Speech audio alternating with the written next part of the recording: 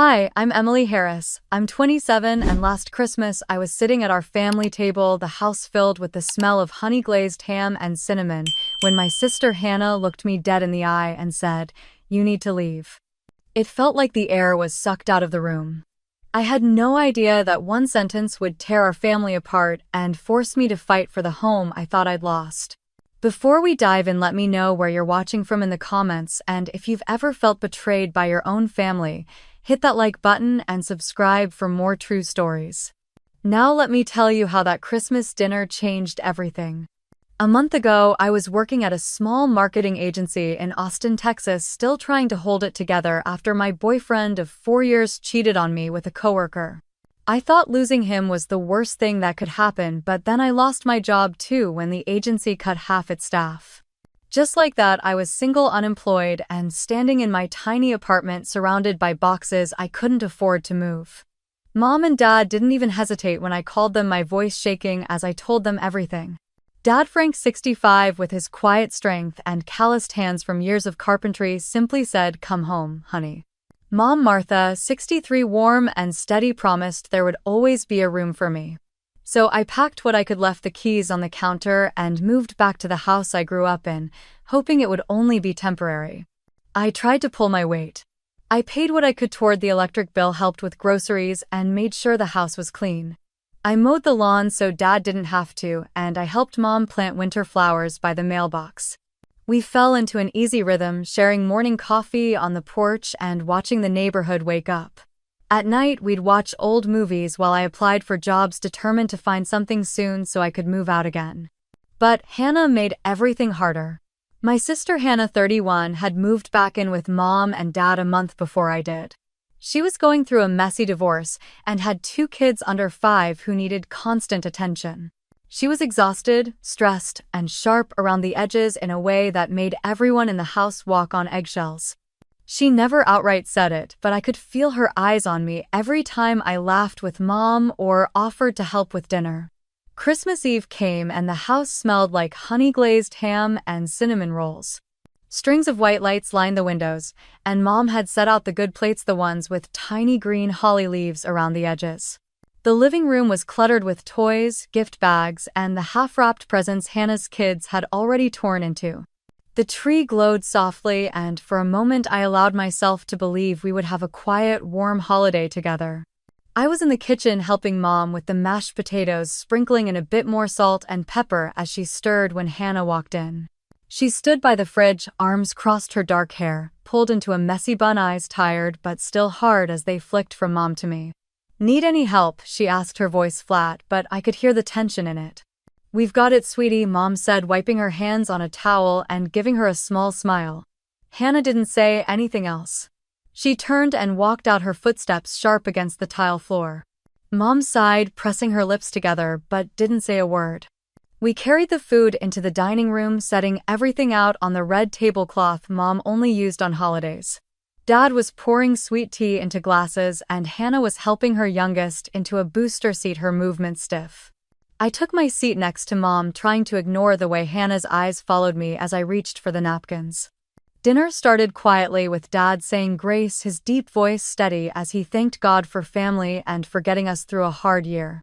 The kids were already picking at their rolls, crumbs scattering across their plates, and Mom laughed softly, passing the gravy down the table.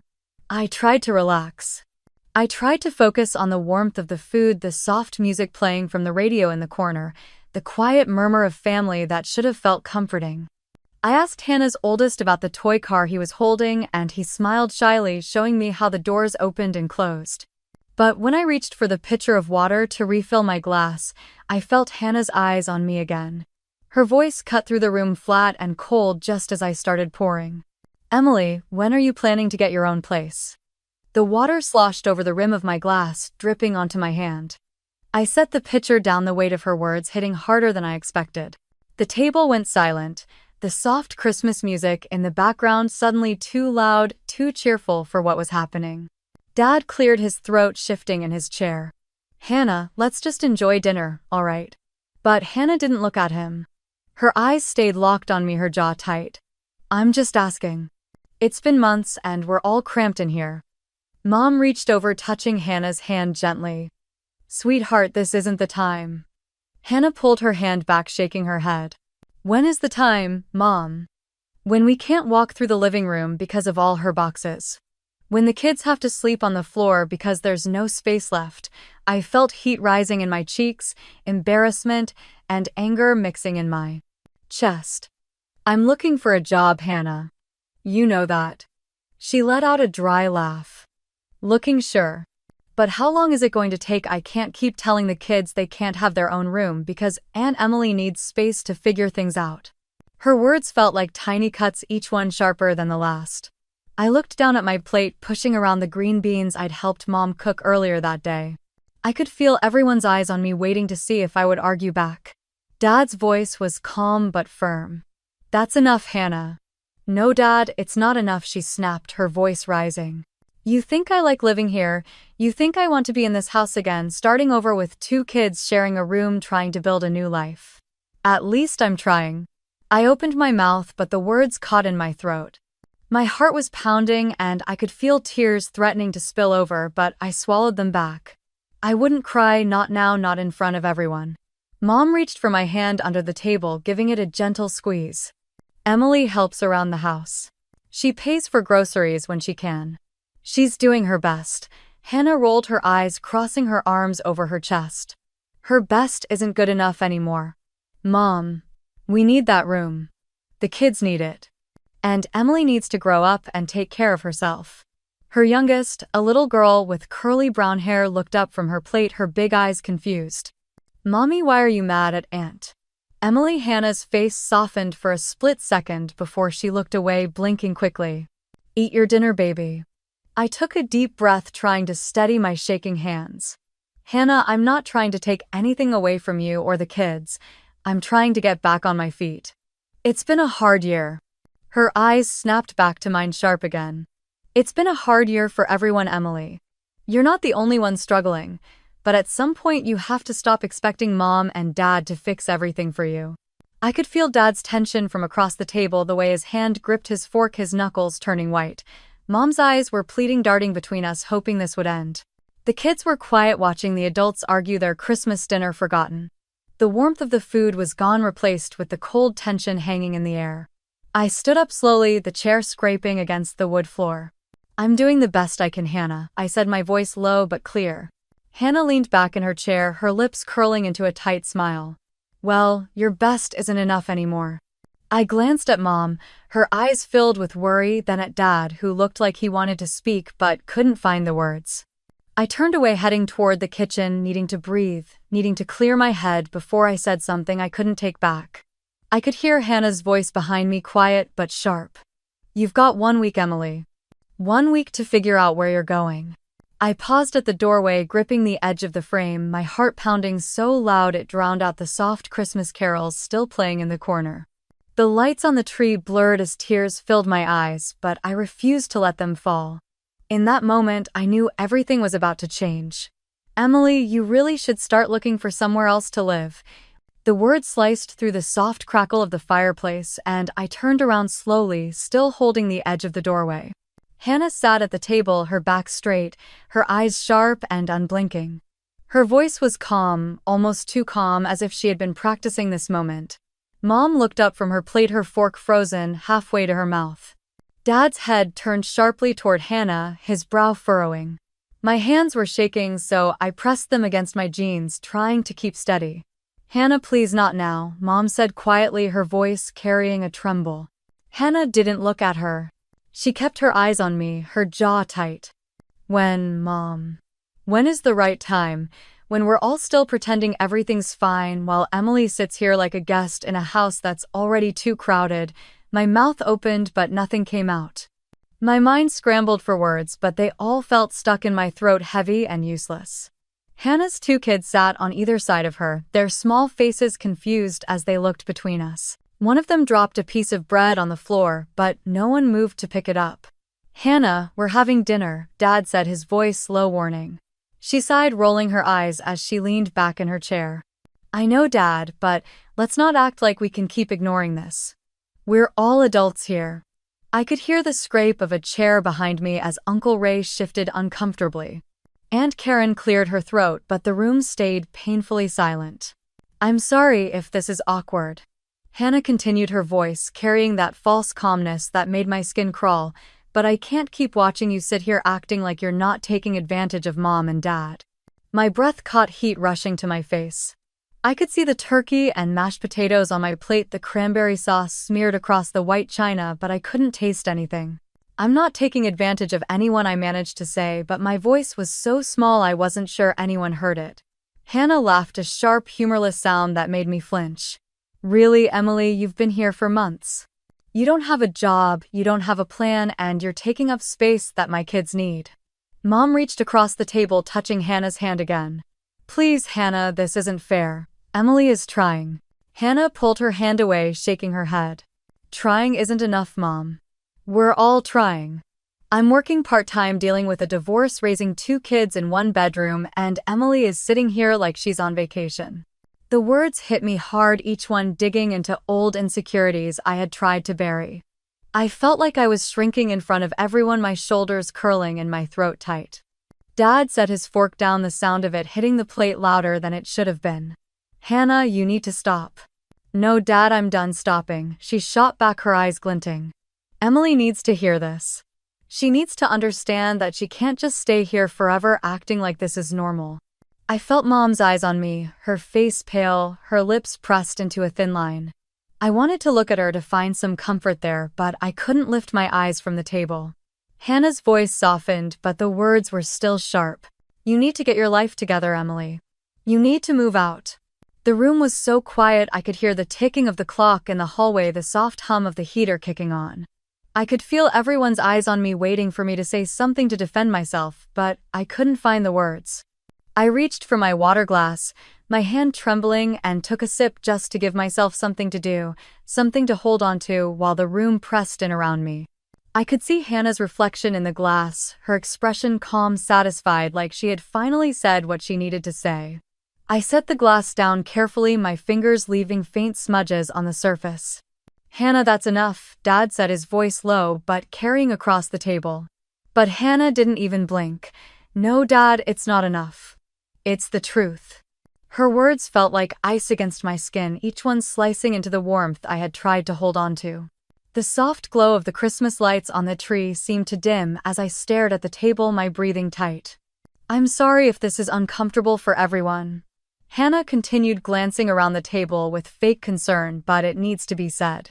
Uncle Ray shifted in his seat, clearing his throat.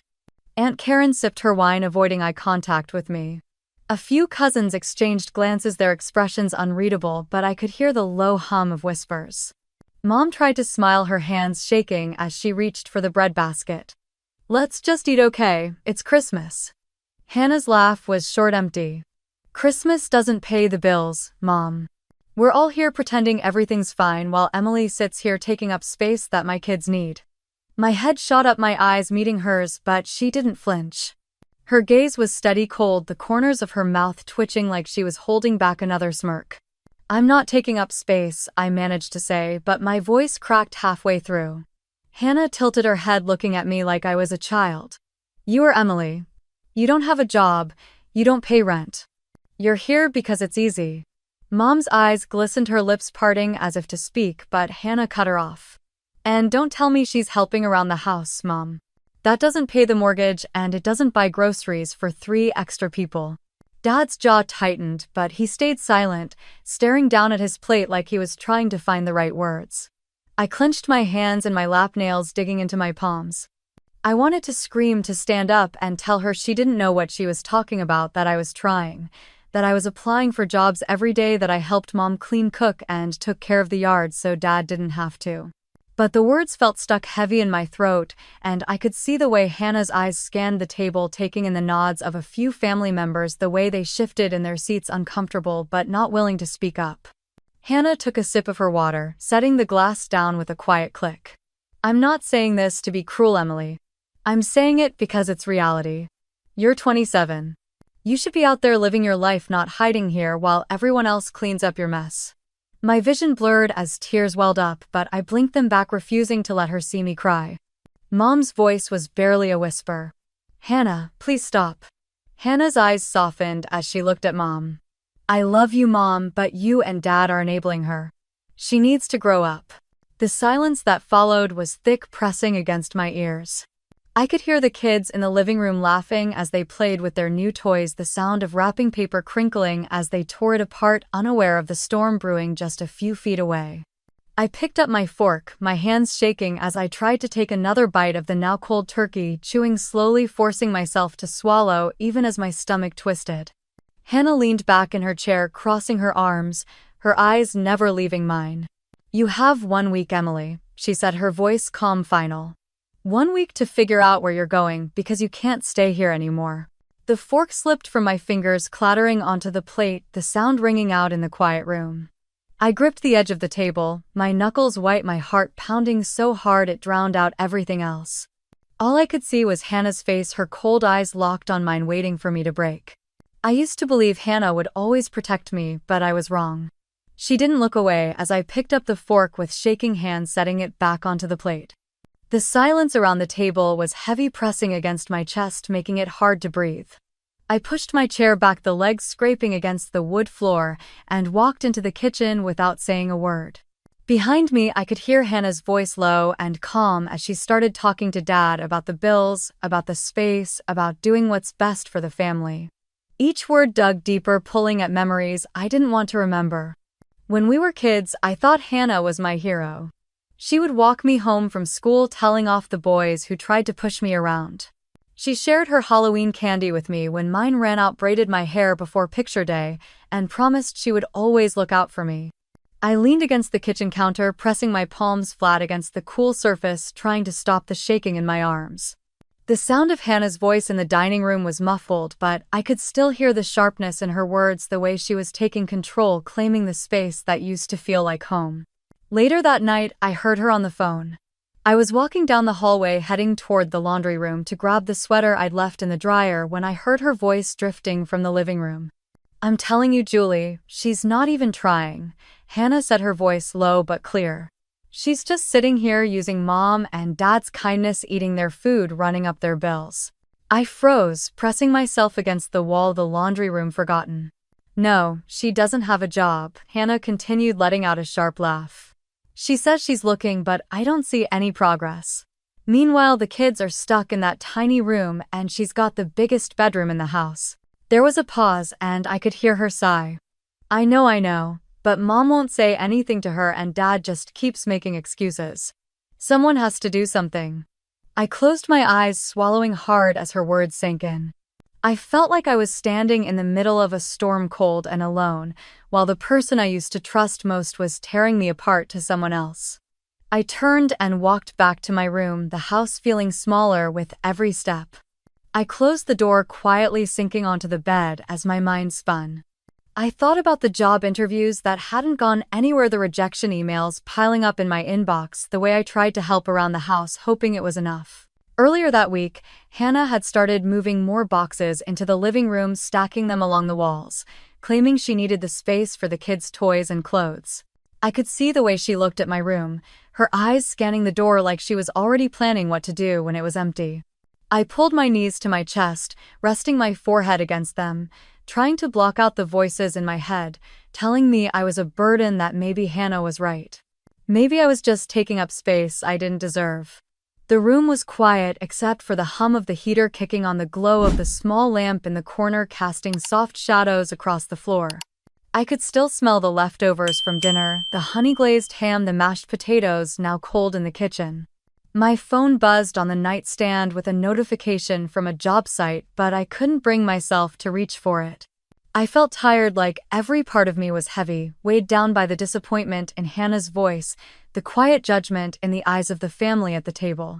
I thought about leaving, about packing up my few boxes and driving away in the middle of the night, disappearing so Hannah could have the space she wanted, so Mom and Dad wouldn't have to choose between us. I wondered if that would make it easier for everyone. But deep down I knew leaving wasn't the answer, not yet. I sat there on the edge of my bed, the moonlight slipping through the blinds, striping the floor in pale lines. My room was quiet, too quiet, with only the faint hum of the heater and the soft ticking of the clock on my dresser. I could hear Hannah's footsteps in the hallway moving toward the living room, the sound of a box being dropped, tape ripping, her low voice telling the kids to keep quiet because Aunt Emily is probably asleep. She was already moving in, already claiming space, while I was still here, still breathing in the scent of lavender from the candle Mom had placed on my nightstand to help me sleep. I pressed my palms against my eyes, trying to stop the tears, but they came anyway, hot and sharp, sliding down my cheeks as I tried not to sob. I thought about how Hannah used to braid my hair before school, how she used to tell me stories to help me fall asleep when I was scared of the dark. She used to tell me she'd always protect me no matter what. Now she was the one pushing me out, turning the place I thought was safe into a battlefield I hadn't asked to fight in. The next morning, I woke up early, the cold air biting at my skin as I slipped on a sweater and moved to the kitchen. I made coffee for Mom and Dad, pouring it into their mugs the way I always did, adding a splash of cream for Mom, leaving Dad's black. Hannah walked in, her hair pulled back, eyes sharp, even in the early light. She barely looked at me as she started making breakfast for the kids, her movements fast and loud, pots clanging, cabinet doors slamming. "Morning," I said softly, trying to keep my voice steady. She didn't look up. "Morning." I wanted to tell her that I was trying, that I was applying for jobs every day, that I didn't want to be here any more than she wanted me here. But the words felt heavy, useless, so I took a step back, letting her move around the kitchen like she owned it. I spent the day sending out resumes, scrolling through job listings, applying for positions. I wasn't even sure I wanted, just to prove to myself that I was trying, that I wasn't what Hannah said I was. Rejection emails rolled in one after another, each one a small stab that reminded me how stuck I really was. In the afternoon, I heard Hannah on the phone again. I stood outside the kitchen door, hidden, listening. "I don't know, Julie," she said, her voice low, tired but firm. "She's just here, and Mom and Dad keep letting it happen. It's like she's waiting for someone to rescue her, but I'm done watching it." She paused, letting out a small, humorless laugh. "Yeah, she's sending out resumes, but that's not the point. She needs to leave, Julie. She needs to figure out how to live on her own." Her words were like poison slipping under my skin, settling in the spaces where I tried to keep hope alive. "She's making it harder for everyone," Hannah continued. "The bills are higher, the house is crowded, and the kids need space. I can't keep pretending it's fine." I stepped away, moving down the hallway, my heart pounding in my chest. I went back to my room, closing the door softly behind me, sinking to the floor as the weight of her words pressed against me. That night, I lay in bed staring at the ceiling, the glow of the streetlights spilling in through the window. I thought about packing my boxes, about loading them into the back of my car and leaving while everyone was asleep, disappearing so they could have their space, so they wouldn't have to deal with me anymore. Tears slipped down my cheeks, soaking into the pillow as I pulled the blanket tighter around me, trying to keep the cold out, trying to keep the fear out. In the darkness, I whispered to myself, my voice shaking. Maybe she's right. Maybe I don't belong here. And for the first time, I wondered if leaving was the only way to make it stop. The thought of leaving followed me into the morning. I moved through the house like a ghost, quiet, careful, afraid to take up space. Hannah's laughter with the kids in the kitchen felt sharp in my ears, reminding me that I was an outsider in a place I once called home. I stayed in my room, scrolling through job postings, sending out resumes, waiting for replies that never came.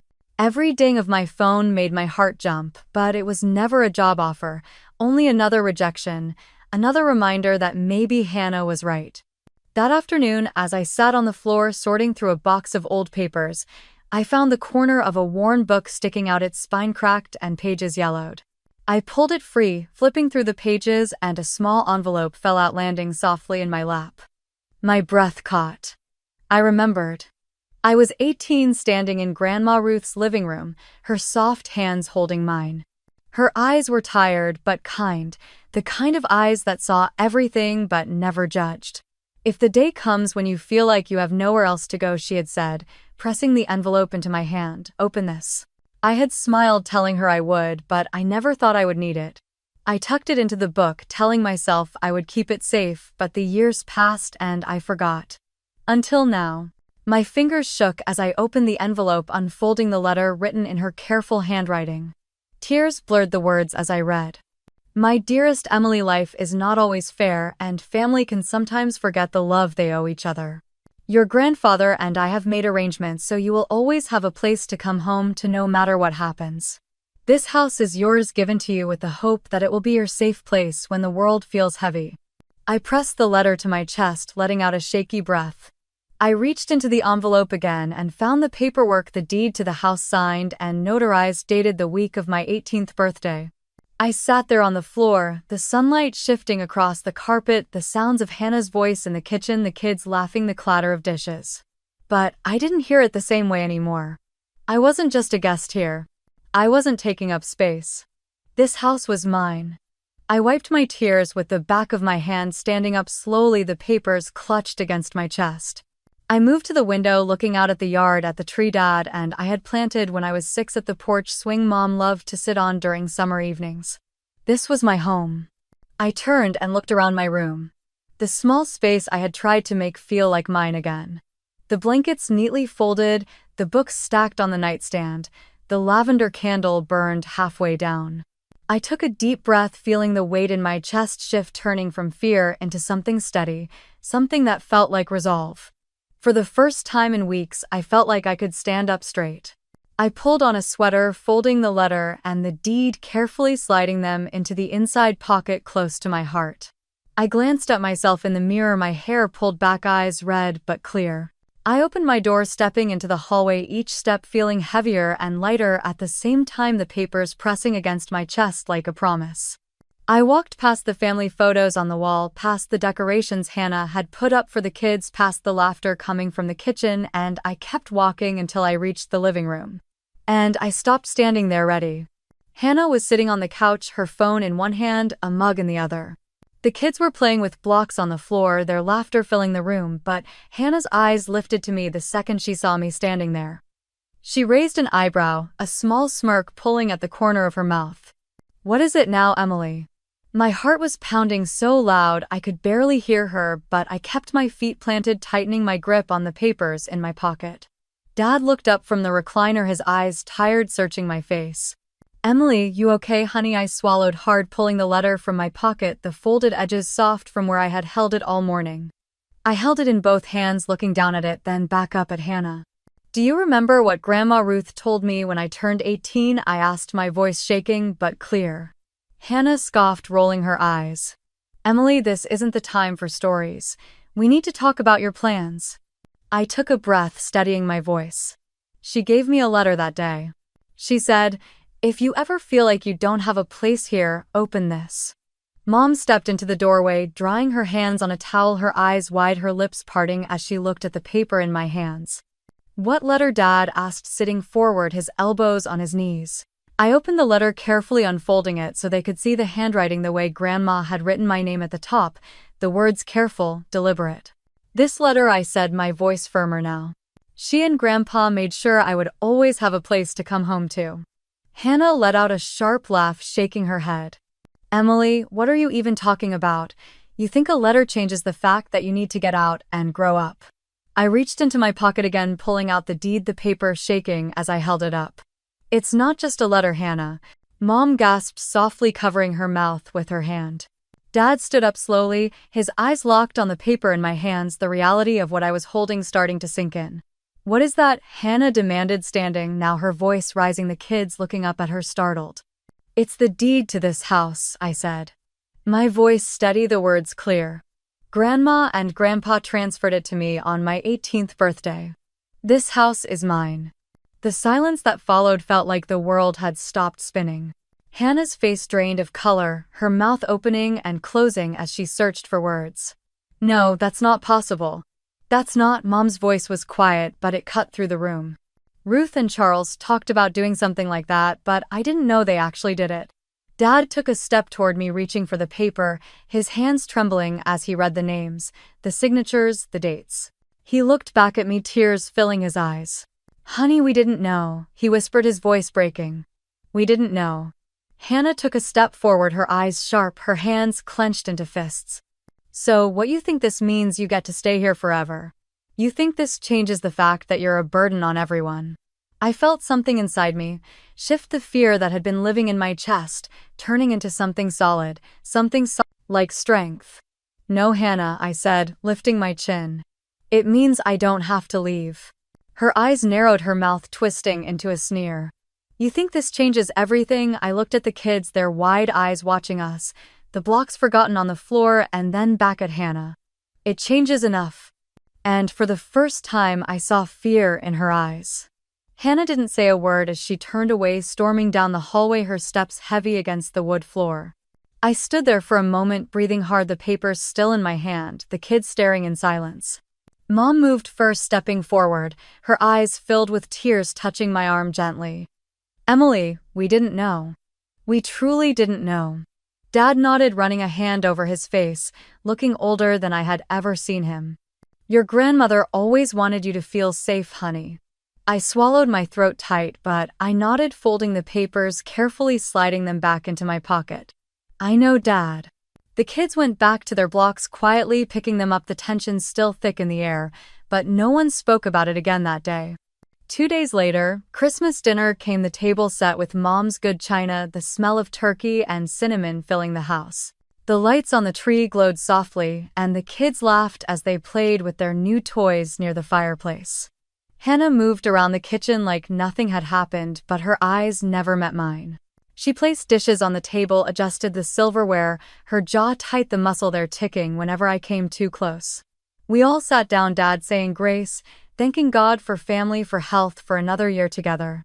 His voice shook at the end, and he cleared his throat quickly, glancing at me before he opened his eyes. Dinner started quietly, the clinking of forks, the soft murmur of small conversations filling the room. I tried to eat, focusing on the warmth of the food, the way the mashed potatoes tasted like home, the way Mom smiled at me across the table. But I could feel Hannah watching me, her gaze sharp, cold, waiting for the right moment. It didn't take long. She set down her fork, leaning back in her chair, her arms crossed. We still need to talk about Emily's plans to move out. The words dropped into the conversation like a stone in water, the ripples spreading across the table as everyone fell silent. Mom's eyes widened, her hand reaching for Dad's under the table. Dad cleared his throat, his eyes moving to me, then back to Hannah. Hannah, we've talked about this. She laughed, but it was a hollow sound, sharp and humorless. No, Dad, we've avoided it. Emily can't stay here forever. She needs to find her own place, and we all know it. I didn't flinch this time. I reached into my pocket, pulling out the letter and the deed, setting them gently on the table in front of me. The papers looked small, almost fragile on the dark wood, but they felt like steel in my hands. I'm not leaving, I said, my voice calm, steady. Hannah's eyes narrowed, her lips curling into a smirk. What, you think waving that letter around changes reality, Emily? You think it makes you less of a burden? Dad reached for the papers, unfolding them carefully, his eyes scanning the words, his brow furrowing. Mom leaned in, reading over his shoulder, her hand covering her mouth as she read. Hannah snorted. This is ridiculous. Do you really think anyone is going to believe this? Dad looked up, his voice firm. It's real, Hannah. It's all here, signed, notarized, legal. The room was so quiet I could hear the clock ticking in the hallway, the soft crackle of the fire in the living room. The kids stopped playing, watching us with wide, silent eyes. I met Hannah's gaze, holding it. I stayed quiet because I wanted to respect this family. I didn't want this to become a fight, but I won't let you push me out of my own home. Her face went red, her mouth opening, then closing again, searching for words she couldn't find. She glanced around the table, looking for support, but no one spoke. Mom's voice was soft, but it was clear. Emily has every right to be here.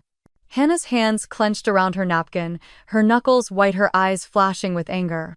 This is a scam, she hissed. And then, with a sharp motion, she threw the napkin down on the table, the fabric landing in her plate, gravy splattering onto the tablecloth as she pushed her chair back, standing so fast it scraped loudly against the floor. This is a scam. Hannah's voice cracked through the dining room, sharp and furious. She stood there, her chest heaving, her eyes blazing as she pointed at the papers on the table. The kids froze their forks in midair, the sound of the Christmas carols on the radio suddenly too loud. Dad stood slowly, placing the papers down, his eyes steady on Hannah. It's not a scam, Hannah. It's legal. Your grandmother did this for Emily. Hannah let out a harsh laugh, her hands shaking at her sides. You're all just going to let her get away with this. With lying, With stealing this house from the family, Mom's eyes were red as she tried to stand, but her voice was calm. No one is stealing anything. Your grandmother made sure Emily would always have a home. Hannah's face twisted, her lip curling in disgust. Of course you'd take her side. You always do. I felt my hands trembling under the table, but I kept my chin up, breathing slow, steady, not letting Hannah see the fear she wanted. I didn't want to pull this out, Hannah. But you left me no choice.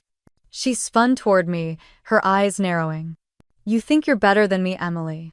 You think you're entitled to this house while I'm out there working, raising 2 kids on my own, trying to survive. I stood up slowly, the chair scraping back, the legs catching on the rug. I think I have the right to stay in the house my grandmother gave me. I think I have the right to not be pushed out by you. The silence was thick, the only sound the soft clink of a spoon slipping from one of the kids' hands onto the plate. Hannah's breathing was ragged, her fists clenched so tight her knuckles were white. You're nothing but a leech, Emily. You're pathetic. I swallowed, my voice calm even as my heart pounded in my ears. I've been trying, Hannah. I've been applying for jobs, helping around here, paying what I can. But this house is mine, and I'm not leaving. Dad's hand rested on the table, steadying himself, his voice deep and tired. Enough, both of you. But Hannah shook her head violently, taking a step back. No, Dad, it's not enough. This is a lie. It has to be. She reached across the table, grabbing the papers, flipping through them with shaking hands, her eyes darting over the signatures, the dates, the stamps. Her face fell, the color draining as she realized it was all real. She threw the papers back onto the table, the sound sharp echoing in the room. Her eyes snapped to mine, filled with something that looked like betrayal and rage twisted together. This is a lie, she screamed, grabbing her napkin, crumpling it in her fist, and slamming it down on the table. She turned on her heels, storming out of the dining room, her footsteps heavy down the hallway, the door to her room slamming shut so hard it rattled the picture frames on the wall. The silence that followed felt endless. I stood there, breathing hard, the papers scattered on the table in front of me, the Christmas tree lights blinking softly in the corner, the smell of turkey and cinnamon suddenly making me sick. Mom sank back into her chair, wiping her eyes with a trembling hand. Dad picked up the papers, folding them carefully, setting them back in front of me with a nod. And I stood there staring at the closed hallway door, knowing this wasn't over. It started the next morning, before the coffee even finished brewing. Hannah stood in the kitchen, arms crossed, blocking the doorway as I walked in. Her eyes were puffy, but the coldness in them was sharper than ever. We need to talk about the Honda, she said, her voice flat. I froze, my hand on the cabinet, feeling the words hit like a slap. What about it? She tilted her head, a small, humorless smile on her lips. It's Mom and Dad's car, Emily. It's family property. If you're not going to leave, you can at least give the car back. My stomach twisted, but I kept my voice calm. I've been paying for that car, Hannah. Every month, the insurance, the repairs, the gas. I use it to go to interviews, to get groceries, to help Mom and Dad. She rolled her eyes, letting out a small laugh. Please, Emily, don't act like you're doing us all a favor. That car belongs to this family, and if you're going to squat here, you don't get to keep it. I took a slow breath, feeling the heat rise in my chest, my hands clenching at my sides. You know it's in their name for insurance reasons. But I'm the one making the payments. Hannah stepped closer, her eyes sharp, her voice low. Prove it. I didn't say anything. I turned, walked to my room, pulled open the drawer where I kept the paperwork, the bank statements, the receipts from every payment I made over the last 2 years. I walked back into the kitchen, slapping the stack of papers onto the table in front of her. Here. Every payment, every month from my account. You want proof? There it is. She flipped through the pages, her jaw tightening, her fingers turning white as she gripped the paper. You think this means you own the car? She snapped, looking up at me. I crossed my arms, meeting her gaze. It means you don't. Mom walked in, stopping when she saw us, her eyes flicking to the papers on the table. What's going on? Hannah didn't look at her. I'm making sure Emily doesn't take everything. Dad appeared behind Mom, his arms folded, his face tired. Hannah, that's enough. But Hannah wasn't listening. She slammed the papers back onto the table. You think you can just keep taking Emily? First the house, now the car. What's next, huh? What else do you think you're entitled to? The kids peeked around the corner, their small faces pale, watching as Hannah's voice rose. Mom tried to guide them away, but they stood frozen, their toys forgotten in their hands. I felt something crack inside me, the exhaustion of fighting, of proving, of standing alone. But beneath it something stronger burned, something that felt like steel in my spine. I'm not taking anything that doesn't belong to me, I said quietly. Hannah's laugh was bitter, sharp. You're a thief, Emily.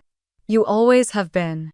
I stepped closer, my eyes locked on hers, my voice steady even as my heart pounded in my chest. You want to fight over this car, Hannah? You want to take this to court, call your lawyer, drag Mom and Dad into your drama? She blinked, caught off guard by the calm in my voice, the way I didn't flinch. I leaned in closer, lowering my voice, so only she could hear. You want war, fine. I straightened up, holding her gaze, feeling the fear leave my body, replaced by something cold and clear. Let's go. Hannah's eyes flickered, a flash of uncertainty breaking through her glare. But it was gone just as quickly. She lifted her chin, crossing her arms. You think you're tough now, Emily. We'll see how tough you are when a lawyer explains the law to you. Dad stepped forward, his voice calm but firm. Hannah, enough. This has gone too far. She didn't even look at him. Dad, you're going to let her steal everything you worked for, first the house, now the car. You're going to let her walk all over this family. Mom's voice was soft, trembling. It's not stealing, Hannah. The car was in our name to help her, but she paid for it. Hannah scoffed, her laugh sharp. Of course you're defending her. You always defend her. I took a slow breath, feeling the heat rise in my chest, but I didn't let it out. I reached for the folder I had brought from my room, flipping it open on the table, spreading out the payment receipts, the bank statements, the insurance papers. Every payment, every month from my account, I said, my voice steady. I've kept every receipt, every statement in case something like this happened. Hannah's eyes darted to the papers, her jaw tightening. You think that matters? It matters to the law, I replied calmly. She reached for one of the papers, her hand shaking as she read it, the color draining from her face. The kids stood in the hallway watching, clutching their toys, their eyes wide and silent. Dad sighed, pinching the bridge of his nose. Hannah, it's over. But Hannah shook her head violently, slamming the paper back onto the table. No, it's not over. I'll call a lawyer. We'll see what they say about this. About you squatting here and taking the car. Mom let out a soft sob, covering her mouth with her hand. The room felt small, the tension pressing in on all of us, the Christmas lights blinking behind Hannah like a cruel joke. I leaned forward, my hands flat on the table, locking eyes with her. You want to bring lawyers into this, Hannah? Go ahead. But don't think for a second I'm going to back down. Her mouth opened, but no words came out, her eyes darting to Mom, then to Dad, searching for backup she didn't have. This ends now, I continued, my voice calm but unyielding. You don't get to bully me out of my own house, and you don't get to take the car I paid for. I won't let you. She swallowed hard, her face red, her breathing heavy. You think you're so brave now, don't you? No, I said, standing up straight. I'm done being afraid of you. Her eyes widened just for a second before narrowing again, the rage returning, her hands clenching at her sides. She grabbed her purse off the counter, her movements sharp, her breath coming in quick, angry bursts. This isn't over, Emily. I didn't move, didn't flinch, just watched her as she stormed out of the kitchen, her footsteps pounding down the hallway, the door slamming so hard the pictures on the wall rattled. I looked down at the papers on the table, my hands still shaking, but inside something felt steady, unbreakable. Mom sank into a chair, her head in her hands, while Dad stood beside her, silent, his eyes on the hallway where Hannah had disappeared. And I stood there, breathing slow, knowing that the real fight was just beginning. That night, I couldn't sleep. I lay on my bed staring at the ceiling, the glow of the streetlight cutting across the room, hearing the soft tick of the clock and the distant hum of the heater. I knew Hannah would come back, and this time I had to be ready. The next morning, I called Jenna, a friend from college who had gone to law school. My voice shook as I explained everything, from the letter Grandma Ruth gave me to the payments I had made on the car. Send me copies of everything, Jenna said calmly. I'll look it over and let you know where you stand. I spent the rest of the day scanning documents, highlighting signatures, digging through folders and old receipts until my fingers were covered in ink and dust. Each click of the scanner felt like a small piece of control coming back to me. By the afternoon, Jenna called me back. Her voice was firm, reassuring. Emily, you're in the clear. The house deed is valid and the car payments are well documented. She doesn't have a case. Relief flooded through me so sharp it brought tears to my eyes, but I blinked them away, letting out a shaky breath. Thank you, I whispered. Don't let her bully you, Jenna said. You're protected, Emily. I hung up, pulled up my email, and typed out a message. My fingers shook at first, but as I typed, they steadied. I attached the scanned deed, the payment records, the highlighted sections Jenna had told me to include. I addressed it to Hannah, CC'd Mom, Dad, and a few of the relatives Hannah had dragged into her drama. Subject: clarification on property and vehicle ownership. Body: Hannah. This is to confirm that I am the legal owner of the house per the deed transferred by Grandma Ruth, and I have made all payments on the vehicle you are claiming as family property. I am not leaving my home and I am not relinquishing the car. This is final. Emily, I read it twice, my heart pounding before hitting send. The whoosh of the email leaving felt like a breath of air in a suffocating room. I left my room, walking down the hallway, hearing Hannah's voice on the phone in the living room, low and harsh. She looked up as I entered, her eyes narrowing as she ended the call. So you're sending emails now, she sneered. I'm making it clear where I stand, I replied, my voice calm. She let out a humorless laugh, her hands clenched around her phone. You think this makes you look strong? It makes you look pathetic, Emily. Dad stepped forward, his voice quiet but firm. Hannah, it's enough. She spun toward him, her face flushed, tears brimming in her eyes. You're taking her side. You're choosing her over me and the kids. Mom stepped closer, her voice shaking. We're not choosing sides. We're asking you to stop. Hannah's tears spilled over, but her eyes were still hard. You don't understand what it's like to be alone, to raise kids alone, to fight for everything while she just sits here. I swallowed, feeling the words hit, but I didn't let them break me. I'm not taking anything from you, Hannah. She shook her head, wiping her tears roughly with the back of her hand. You don't get it, Emily. You never have. She turned, grabbing her purse, slinging it over her shoulders shaking as she walked toward the door. She paused, her hand on the handle, turning back to look at me, her eyes red, her face twisted with anger and something that almost looked like fear. This isn't over, Emily, she said, her voice low, shaking. And then she was gone, the door slamming behind her, leaving the house in silence. The next morning, the air in the house was heavy, every sound sharp against the silence. I found Dad in the kitchen, staring into his coffee, his shoulders slumped. Mom was at the sink rinsing dishes she had already washed twice. They looked up when I entered, and I could see it in their eyes, the guilt, the exhaustion, the silent apologies. Dad cleared his throat. Emily, we should have remembered what your grandmother wanted. Mom nodded, her hands twisting in the towel. We got caught up in everything, the funeral, the paperwork, taking care of everyone. We forgot. I sat down across from them, my hands folded, the weight of the last few weeks pressing on my shoulders. I know you didn't mean to forget. Dad sighed, setting his cup down. We don't want you to leave, Emily. We never did. Mom's eyes filled with tears, but she blinked them away. We just wanted peace. I swallowed, feeling the tension in my chest loosen just a little. I know. Before any of us could say more, the front door slammed open and Hannah stormed in, her hair a mess, her eyes wild, her phone clutched in her hand. You think you're so clever, Emily, she hissed, waving the phone at me. Sending emails to everyone, trying to make me look like the bad guy. I stood up slowly, keeping my voice calm. I sent the truth, Hannah. I needed everyone to see it. She let out a bitter laugh, tears spilling down her cheeks. You think you've won. You think this is over because you have some piece of paper and some lawyer friend. Mom took a step forward, her voice gentle. Hannah, please don't do this. Hannah ignored her, her eyes locked on mine, her hands shaking. You're tearing this family apart, Emily. You're selfish. I felt the heat rise in my chest, but I forced myself to stay steady. I'm protecting what Grandma gave me. I'm protecting myself. She shook her head, a strangled sob escaping her lips. You don't understand what it's like raising 2 kids alone, struggling every day while you hide here. I'm not hiding, I said, my voice firm.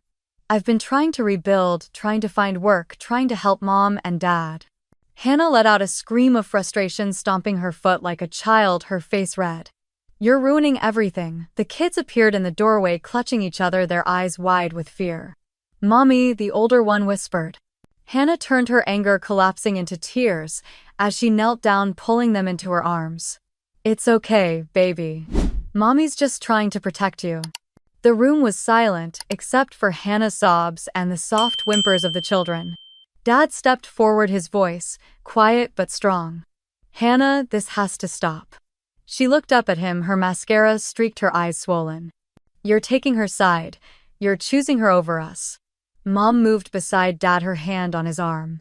We're not choosing sides. We're choosing to stop this fighting. Hannah stood slowly, wiping her tears with the back of her hand, her breath coming in sharp, angry gasps. She turned to me, her eyes burning. This isn't over, Emily.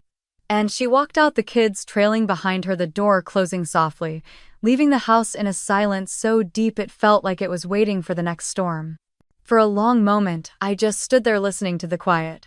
No one moved, the house holding its breath, the Christmas lights still blinking softly, reminding me of the storm that had passed and the one that might still come. Dad let out a long sigh, running a hand through his hair. She'll figure it out, he said quietly. Mom wiped her eyes, looking at me, her face tired but calm. We're staying, Emily. If you'll have us. I nodded, swallowing the tightness in my throat. This is your home too. We didn't say anything else that night. We cleaned the kitchen together, stacking dishes, wiping down counters, moving around each other in a quiet, careful dance that felt like the first step towards something new.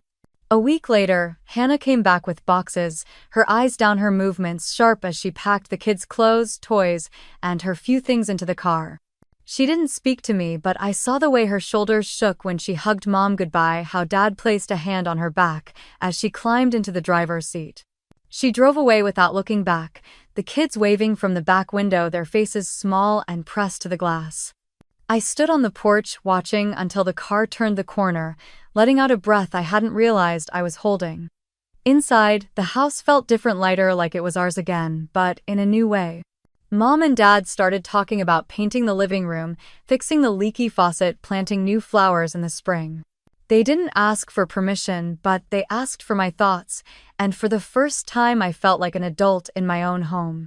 A few days later, I got the call. The nonprofit I had interviewed with offered me the position.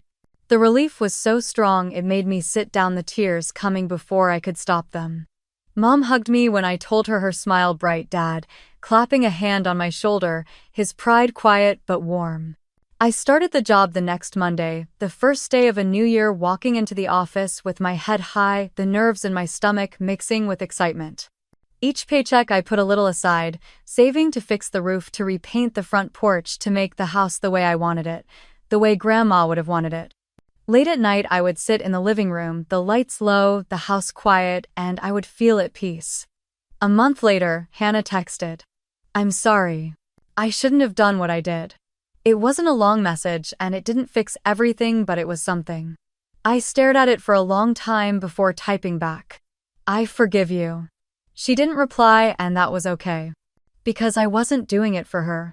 I was doing it for me. I learned that owning something isn't just about a piece of paper or a name on a title. It's about standing your ground, protecting your space, and choosing the life you want even when it's hard. Especially when it's hard. Spring came early that year. I opened the windows, letting the fresh air wash away the heaviness that had settled in the corners of the house, letting the curtains dance in the soft breeze as the sun warmed the wooden floors. Dad and I replaced the old porch light together, his hand steady as he held the fixture while I screwed it into place. Mom planted daffodils along the walkway, her laughter soft when the dirt smudged her cheek. We had dinners together, but there was a new quiet respect between us, a recognition that we were all building something different, something healthier, one conversation at a time. One Saturday, I went through the closets, pulling out boxes of old clothes, toys, and papers that no one needed anymore. Dad helped me load them into the car, and we dropped them off at the donation center, driving home with the windows down, the warm air brushing against our faces. That night, I sat on the porch steps looking at the stars, my phone buzzing softly in my pocket. It was a text from Hannah. I'm trying. I know it's not enough, but I'm trying. I read it twice, my thumb hovering over the screen before I replied. That's all you can do. I put the phone down beside me, closing my eyes, breathing in the cool night air. It wasn't forgiveness in the way people wrote about it in books, but it was enough for me to let go of the weight I had carried. A few days later, I walked into my new job, a folder tucked under my arm, my steps sure, the nerves replaced by determination. The nonprofit's office smelled like coffee and paper, the quiet hum of people working towards something bigger than themselves filling the air. I learned names, routines, tasks that challenged me, reminded me that I was capable, that I had something to offer. Each paycheck, I put a portion aside, saving for the roof repair, for the porch paint, for the small upgrades that would turn this house into the home I wanted. One evening, I found Mom standing in the hallway, her hand resting on one of Grandma Ruth's photos. She turned to me, tears in her eyes, but a small smile on her lips. "She would be so proud of you," she whispered. I hugged her, feeling the warmth of her arms around me, the weight of everything we had been through softening into something bearable. Later that week, I walked into the living room, the light of the setting sun, turning the walls golden, the shadows long and soft.